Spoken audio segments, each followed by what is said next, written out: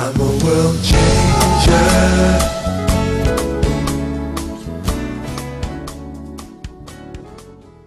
Do you understand that Jesus Christ went to hell to settle the debt of sin for mankind? His death was part of God's perfect plan to give us an alternative to the torments of hell. And although hell itself is a place of death, you will be fully aware of your senses. On today's broadcast, I'll share with you through the illustrated message, The Truth About Hell, the selfless act of how Jesus died in our place and rose again so that we could escape its horror. So get ready as I share with you the truth about hell. Let's join Dr. Creflo Dollar for today's message. All right, now. And besides all this, verse 26, between us and you there's a great gulf, so that they which would pass from hence to you cannot, neither can they pass to us that would come from thence. And he said, I pray thee, Father, therefore, Father, that thou would send him to my father's house.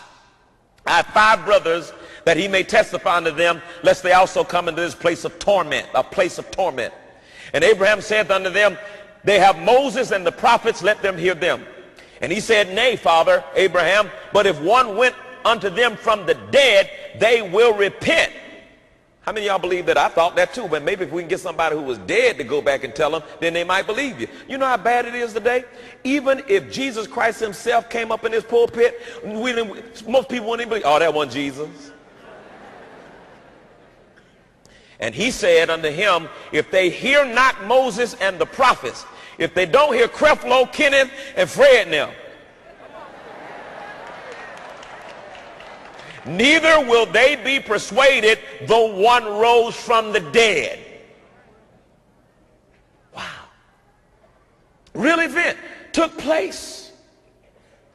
Notice flames.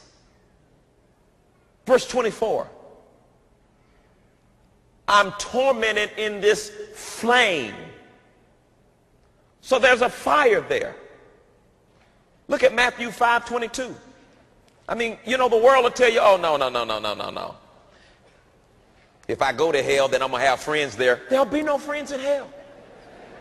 There will be no friends in hell.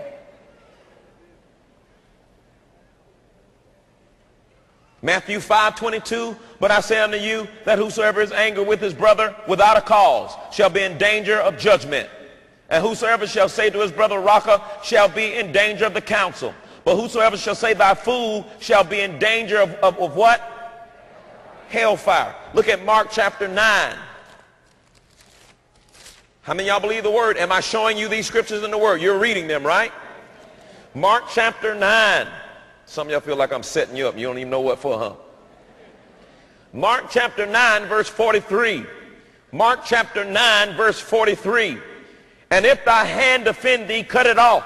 It is better for thee to enter into life maimed than to have 2 hands to go into hell, into the fire that never shall be quenched, where their worms dieth not. You're going to see some things tonight, and you're going to wonder, what are those? Worms that don't die get bigger. Worms that dieth not. And the fire is not quenched. And if thy foot offend thee, cut it off. It is better for thee to enter into life than to have 2 feet to be cast into hell, into the fire that can never be quenched, and where worms don't die. You know what he says when this fire that can't be quenched, you cannot put it out.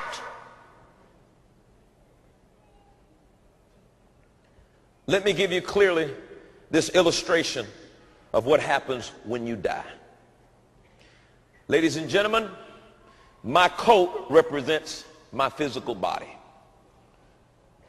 When you die, your spirit and your soul comes out of your physical body.